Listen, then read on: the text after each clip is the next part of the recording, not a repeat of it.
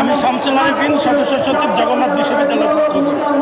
আজকে ঐতিহাসিক 9 দফার পর যখন ঐতিহাসিক 1 দফা দেওয়া হয় কেন্দ্রীয় শহীদ মিনারে, তার 1 বছর পূর্তি আজকে বাংলাদেশ জাতীয়তাবাদী ছাত্রদল আজকের এই সমাবেশের মাধ্যমে বার্তা দিতে চায় যে বাংলাদেশে আর যাতে 1 দফা ফিরে না আসে।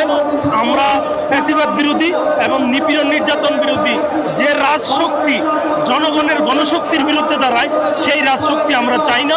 আমরা চাই এমন বাংলাদেশ যে বাংলাদেশের রাজশক্তি আমাদের গণশক্তিকে ধারণ করবে, গণশক্তি রাজশক্তিকে ধারণ করবে।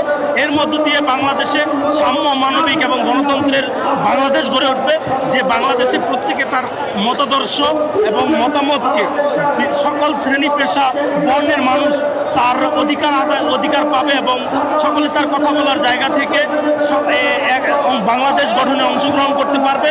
আমরা প্রত্যাশা করি এমন বাংলাদেশ, যে বাংলাদেশে কেউ গুম হবে না, খুন হবে না, কেউ গুলির শিকার হবে না, হত্যার শিকার হবে না। বাংলাদেশের রাষ্ট্রযন্ত্র কোনো লিথাল উইপন ব্যবহার করবে না।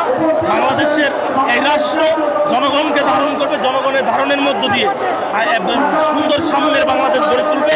আজকের এই তারুণ্যের সমাবেশের মধ্য দিয়ে আমরা বার্তা দিতে চাই যে বাংলাদেশ তরুণের বাংলাদেশ, তরুণ সমাজ বাংলাদেশকে গড়ে তুলবে। যে ছাত্র সমাজের প্রত্যাশার মধ্য দিয়ে যে 24-এর গণপ্রজাতন্ত্রের বাংলাদেশ গড়ে উঠেছে, সেই বাংলাদেশকে সকলে ধারণ করে সামনে এগিয়ে যাব।